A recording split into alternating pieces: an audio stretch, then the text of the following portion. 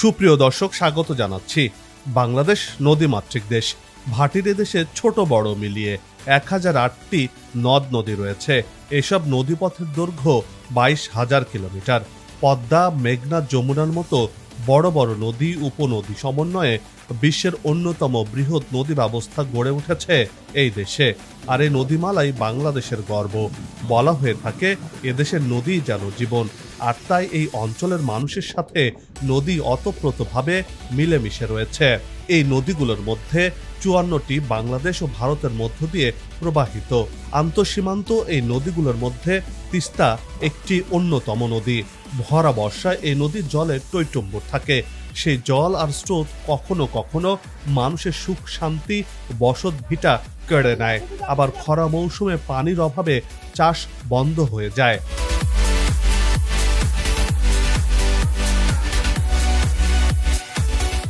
এই নদী নিয়ে বাঙালির বঞ্চনার ইতিহাসের যেন শেষ নেই। কিন্তু এবার সেই অবস্থার পরিবর্তন হবে। ভারতের গজলডোবা এবং অন্যান্য ব্যারেজ নির্মাণের ফলে বাংলাদেশ কতটা ক্ষতিগ্রস্ত হচ্ছে, তিস্তা নদী ঘিরে বাংলাদেশের মহাপরিকল্পনায় কি কি থাকছে, বর্তমান অন্তর্বর্তী সরকার এ চুক্তির বিষয়ে কি বলছে, আর কেনই বা স্পর্শকাতর এই প্রকল্পটি উত্তর জনপদের দুঃখ হিসেবে পরিচিত খ্যাপাটে নদী তিস্তার মহাপরিকল্পনার আদ্যপান্ত নিয়ে সাজিয়েছি এবারের পর্বটি। বিস্তারিত জানতে পুরো ভিডিওটি দেখুন। দর্শক, চলুন চলে যাই মূল ভিডিওতে।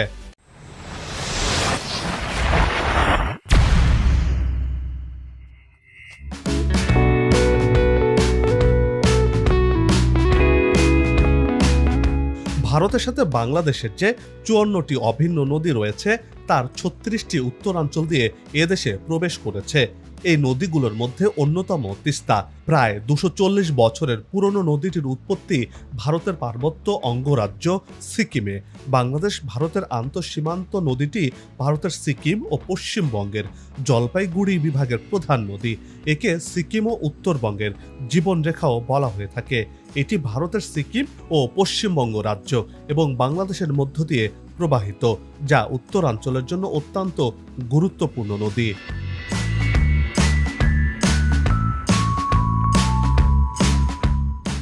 সিকিম ও পশ্চিমবঙ্গের উপর দিয়ে প্রবাহিত হওয়ার পর বাংলাদেশে প্রবেশ করে তিস্তা ব্রহ্মপুত্র নদের সঙ্গে মিলিত হয়েছে 1787 সালের পর। তিস্তা তার পুরনো গতিপথ পরিবর্তন করে লালমনিরহাট, রংপুর, কুড়িগ্রাম ও গাইবান্ধা জেলার ভেতর দিয়ে প্রবাহিত হয়ে ব্রহ্মপুত্র নদে মিলেছে। নদীটি নীলফামারী জেলার কালীগঞ্জ সীমান্ত দিয়ে বাংলাদেশে প্রবেশ করেছে, যার দৈর্ঘ্য 315 কিলোমিটার। এর মধ্যে 200 কিলোমিটার ভারতে এবং 115 কিলোমিটার বাংলাদেশ অংশে পড়েছে। তিস্তার মাসিক গড় পানি অপসারণের পরিমাণ 2430 কিউসেক। সিকিমের ভেতর দিয়ে প্রবাহিত হওয়ার সময় তিস্তা অনেকগুলো গিরিখাত সৃষ্টি করেছে।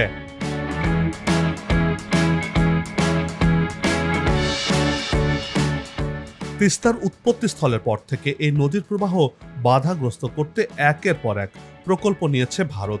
বিশেষ করে পশ্চিমবঙ্গে এই নদীর পানি ধরে রাখতে গজলডোবা বাঁধ নির্মাণ করেছে দেশটি। 1998 সালে বাংলাদেশ সীমান্তের 60 কিলোমিটার উজানে ভারত সরকার এই বাঁধ নির্মাণ করে। মূলত এটি গজলডোবা ব্যারেজের মাধ্যমে তিস্তা নদীর নিয়ন্ত্রণ ভারতের হাতে চলে যায়। এই বাঁধে 54টি ফটক রয়েছে, যা বন্ধ করে তিস্তার মূল প্রবাহ থেকে পানি ভারতের পশ্চিমবঙ্গের বিভিন্ন খাতে পুনর্বাহিত করা হয়। শুধু এটিই নয়, তিস্তার উজানে আরও পরিকল্পিত 15টি প্রকল্প রয়েছে, যা পানি প্রবাহে বাধা দিয়ে থাকে।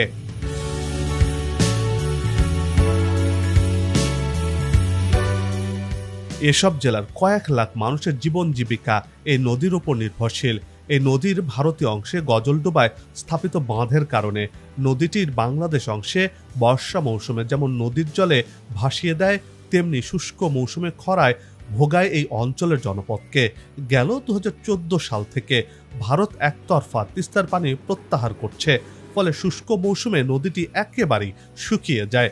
রূপ নেয় বিরান চরাঞ্চলে ধুধু বালুময় নদী যেন খাখা করতে থাকে। ভরা বর্ষার তিস্তা আর শুষ্ক মৌসুমের তিস্তা ভিন্নভাবে ধরা দেয়।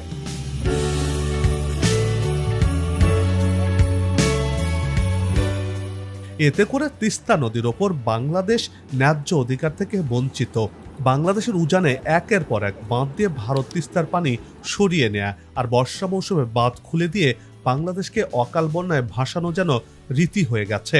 এতে হতভাগা তিস্তা পাড় তথা এদেশের মানুষ।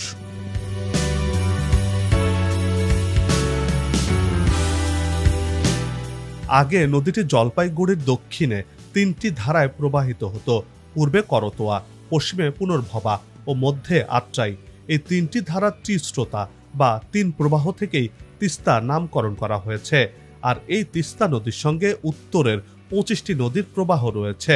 নীলফামারী, লালমনিরহাট, কুড়িগ্রাম জেলার রাজারহাট, উলিপুর, চিলমারী, রংপুরের গঙ্গাচড়া, কাউনিয়া, পীরগাছা, গাইবান্ধা, সুন্দরগঞ্জ উপজেলার ওপর দিয়ে বয়ে গেছে এই তিস্তা।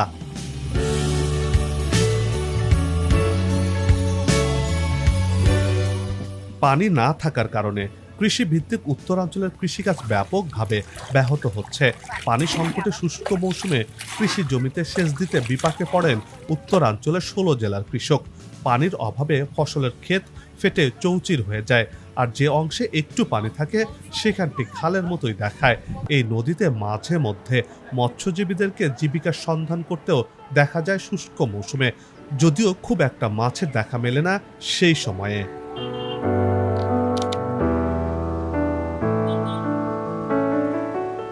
অপরদিকে তিস্তা নদী ঐতিহাসিকভাবেই অত্যন্ত ক্ষতিকর এবং খামখেয়ালি আচরণ করে থাকে। বর্ষা মৌসুমে তিস্তার পাহাড়ি ঢলে বেশ খ্যাপাটে হয়ে ওঠে এই নদী। তিস্তার উপর নির্মিত গজলডোবা এবং অন্যান্য ব্যারেজ নির্মাণের ফলে বাংলাদেশের উত্তরের জেলাগুলোতে হঠাৎ বান দেখা দেয়। এমনিতেই তিস্তা হড়কা বন্যাপ্রবণ নদী। এখন গজলডোবা ব্যারেজ পরিচালনাকারীরা তাদের সুবিধামতো সময়ে ব্যারেজের গেট খুলে দেয় একতরফাভাবে। এতে বাংলাদেশের তিস্তা অববাহিকায় বন্যা কবলিত হয়ে পড়ে। এমনকি কোনো বছরে 7 বারও এ ধরনের হঠাৎ বানের কবলে পড়েছে উত্তর জনপদ। এ নদীর সাথে যুদ্ধ করে বেঁচে আছে এই ভাটি অঞ্চলের মানুষ।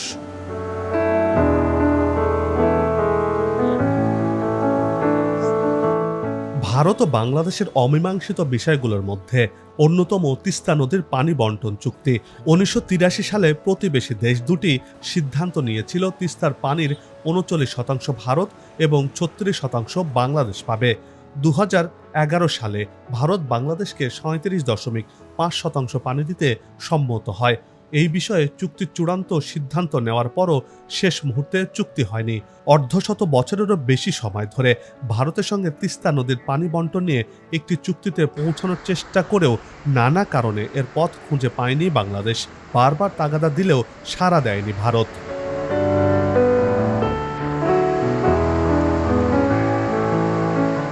বিদায়ী আওয়ামী লীগ সরকারের সঙ্গে দ্বিপাক্ষিক সম্পর্ক ভালো হওয়া সত্ত্বেও এ সমস্যা সুরাহা না হওয়ায় বাংলাদেশিদের মনে একটা আঘাতের জায়গা রয়েছে। এই অবস্থায় উত্তরাঞ্চলের মানুষ তিস্তা চুক্তি হোক বা না হোক, তারা এখন তিস্তা মহাপরিকল্পনা বাস্তবায়নের আশায় রয়েছেন। বর্ষা মৌসুমে তিস্তার যে ঢল নামে সেই পানি সংরক্ষণের মাধ্যমে এবং কৃষি ও শিল্প কারখানা গড়ে তুলে অর্থনৈতিকভাবে কাজে লাগানোর পরিকল্পনা বেশ কয়েক বছর আগে নিয়েছিল বাংলাদেশ, যে প্রকল্পে বিনিয়োগের জন্য সবচেয়ে আগ্রহী চীন।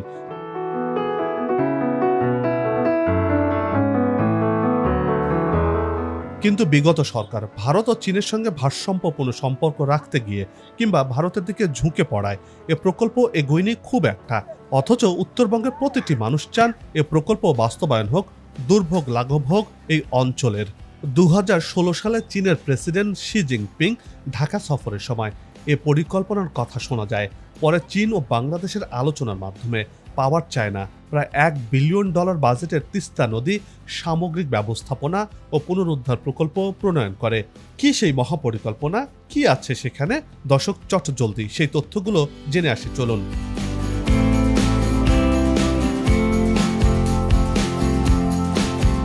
তিস্তা নদীকে ঘিরে উন্নয়ন পরিকল্পনার ব্যাপারে শুরু থেকেই চীনের আগ্রহ রয়েছে। এমনকি ঢাকায় নিযুক্ত চীনের রাষ্ট্রদূত কুড়িগ্রামের তিস্তা ব্যারেজ পরিদর্শন করেছেন। এ প্রকল্পে দেখা যায় তিস্তা নদীর যে প্রশস্ততা আছে তা কমানো, অর্থাৎ এই নদীর গড় প্রশস্ততা বর্তমানে প্রায় 3 কিলোমিটার। এই প্রশস্ততা থেকে 0.816 মিটার কমিয়ে আনা হবে। এর ফলে নদী গর্ভের প্রায় 171 কিলোমিটার ভূমি পুনরুদ্ধার করা সম্ভব হবে। খননের মাধ্যমে তিস্তার গভীরতা করা হবে দ্বিগুণ। বর্তমানে এই নদীর গড় গভীরতা রয়েছে 5 মিটার। এটিকে 10 মিটার গভীর করে খনন করা হবে। এর ফলে তিস্তার নাব্যতা বৃদ্ধি পাবে। নদীকে ঘিরে বেশ কিছু জেটি, বন্দর ও সড়ক নির্মাণ করা হবে।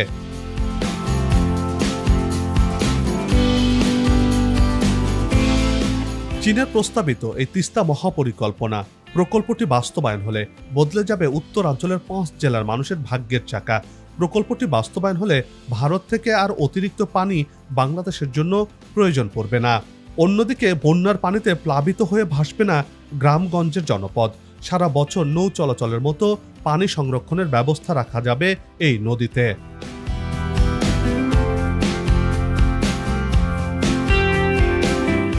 এতে 108 কিলোমিটার নদী খনন, নদীর দুই পাড়ে 173 কিলোমিটার তীর রক্ষা, চর খনন, নদীর দুই ধারে স্যাটেলাইট শহর নির্মাণ, বালু সরিয়ে কৃষি জমি উদ্ধার ও 1,13,000 কোটি টাকা সম্পদ রক্ষা এবং প্রতি বছরে 20,000 কোটি টাকার ফসল উৎপাদন করা যাবে। নৌবন্দর এবং আইনশৃঙ্খলা রক্ষায় দুই পাড়ের থানা, কোস্টগার্ড ও সেনাবাহিনীর জন্য ক্যাম্পের ব্যবস্থারও প্রস্তাব করা হয়েছে তিস্তা মহাপরিকল্পনায়।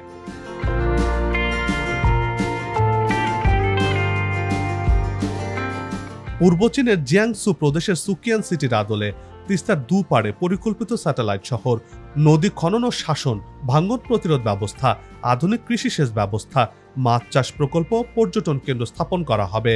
এতে 7 থেকে 10 লাখ মানুষের কর্মসংস্থান হবে বলে মহাপরিকল্পনায় উল্লেখ করা হয়েছে। চায়না পাওয়ার কোম্পানি এরই মধ্যে তিস্তা পাড়ে প্রকল্প বাস্তবায়নে নকশা ও সম্ভাব্যতা যাচাইয়ের কাজ শেষ করেছে।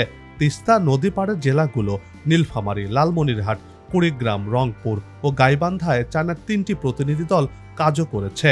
তিস্তার পানি ব্যবস্থাপনা সহ নদীকে ঘিরে নানা অর্থনৈতিক পরিকল্পনার প্রতিশ্রুতি রয়েছে এই নকশায়, যেটি তিস্তা মহাপরিকল্পনা নামে পরিচিত।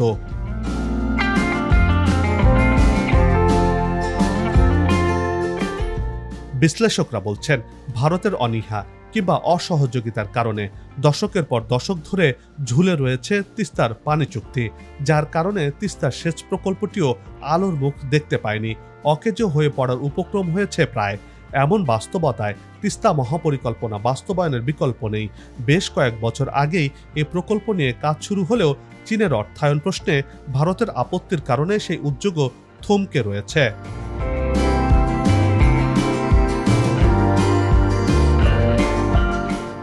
এই প্রকল্পকে ঘিরে উত্তরবঙ্গের মানুষের বিপুল আগ্রহ রয়েছে। বারবার তারা এই প্রকল্প বাস্তবায়নের তাগিদ দিয়ে আসছেন। কিন্তু ভারত সীমান্তের কাছে বাংলাদেশের এই প্রকল্পে চীনের আগ্রহ নিয়ে সরাস না হলেও ভারতের আপত্তি রয়েছে। বিশেষ করে দেশটির বিশ্লেষকরা এটিকে ভালোভাবে দেখছেন না। দর্শক জানেন যে ভারতের এই অংশটিতে অর্থাৎ তিস্তার এই অংশে চিকেন নেক রয়েছে, আর এই চিকেন নেকের কারণে নিরাপত্তার অজুহাত তুলে ধরেছে ভারতীয় বিশ্লেষকরা। আর এতেই চীনের সঙ্গে বাংলাদেশের চুক্তি অথবা এই তিস্তা প্রকল্প চীন করুক সেটি ভারত চায় না। বিদায়ী আওয়ামী লীগ সরকার প্রধান শেখ হাসিনা ভারত সফরে গেলে ভারত সরকার এই প্রকল্পে যুক্ত হওয়ার আগ্রহ দেখায়, বাংলাদেশে কারিগরি টিম পাঠানোর কথাও জানায় তারা। কিন্তু চীন যেখানে 2016 সাল থেকে এখন অবধি লেগে আছে এই প্রকল্প নিয়ে একের পর এক সম্ভাব্যতা যাচাই করছে, সেখানে ভারত কেবল এসে যুক্ত হওয়ার আগ্রহ দেখানো শুধু সময়ক্ষেপণ কিনা সে প্রশ্ন উঠছে বাংলাদেশের নাগরিক সমাজে।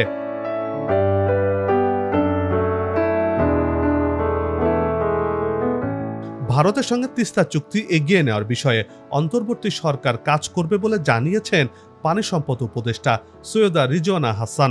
বাংলাদেশের তিস্তা নদীর উপর যে অধিকার, সেই অধিকারের কথা বলতে, লিখিত দিতে সরকার পিছপা হবে না বলে সাফ জানিয়ে দিয়েছেন তিনি। সম্প্রতি এসব কথা বলেন এই উপদেষ্টা, আর এতেই নতুন করে আশার আলো দেখা দিয়েছে তিস্তা পাড়ের বাসিন্দাদের। পানি ও নদী বিশেষজ্ঞরা বলছেন, তিস্তা মহাপরিকল্পনা কতটুকু কাজে আসবে বা বাস্তবায়ন হবে তা নিয়ে সন্দেহ রয়েছে। কারণ ভারত তিস্তার পানি না দিলে পরিকল্পনা বাস্তবায়ন করে কি হবে?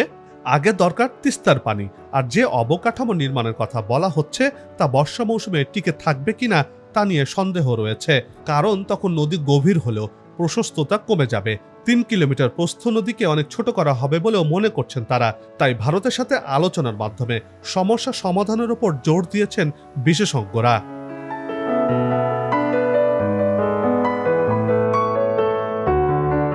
তিস্তা মহাপরিকল্পনা বাস্তবায়নে খরচ হবে $1 বিলিয়ন বা 10,000 কোটি টাকার মতো। এই বিনিয়োগকৃত টাকা 3.5 বছরের মধ্যে তুলে আনা সম্ভব বলে মনে করছেন বিশেষজ্ঞরা। আর নতুন করে বিনিয়োগকারীও খুঁজতে হবে না, চিন্তা রেডি আছেই। বাংলাদেশ পানি উন্নয়ন বোর্ডের সঙ্গে পাওয়ার চ্যানেল মধ্যে 2016 সালের 28 সেপ্টেম্বর একটি সমঝোতা স্মারক সই হয়। এটি এখন বিবেচনার সময় বলেও মতামত বিশেষজ্ঞদের।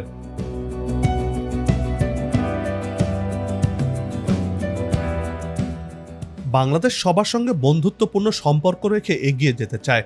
সেই বন্ধুত্বপূর্ণ সম্পর্ক সমতা, সমান মর্যাদা ও সমান অংশীদারিত্বের। প্রকল্পটি চীন বাস্তবায়ন করুক বা ভারত করুক বা দুই দেশ মিলে করুক, তাতে সাধারণ মানুষের কিচ্ছু যায় আসে না। সাধারণ মানুষের দাবি তিস্তা নিয়ে দীর্ঘদিনের বঞ্চনার সমাপ্তি হোক, তিস্তা পাড়ের মানুষের দুর্দশা লাঘব হোক, ভারত তিস্তার পানি নিয়ে বৈষম্য বন্ধ করুক, ন্যায্য হিস্যা দিক, অথবা বাংলাদেশ যে উদ্যোগ নেবে সেখানে যুক্ত হোক, অথবা যুক্ত না হলেও যেন বাদ না সাধে।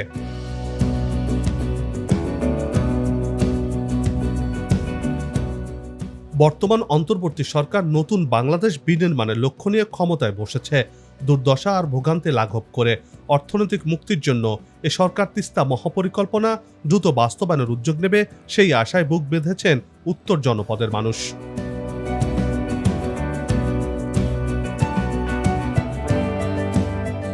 তিস্তা প্রকল্প বাস্তবায়ন হলে বদলে যাবে উত্তরাঞ্চলের 5 জেলার মানুষের ভাগ্যের চাকা। পানির জন্য ভারতের দিকে আর চেয়ে থাকতে হবে না বাংলাদেশকে। সবুজের সমারোহে ভরে উঠবে উত্তরের জনপদ। মাঠ ভরা ফসলে কৃষকের গোলা ভরে যাবে। ব্যাপক অর্থনৈতিক কর্মকাণ্ড বাড়বে এই অঞ্চলে, যা দেশের সবচেয়ে দারিদ্র্য পীড়িত উত্তর পশ্চিমাঞ্চলের জনজীবনে এক যুগান্তকারী বিপ্লব ঘটে যাবে।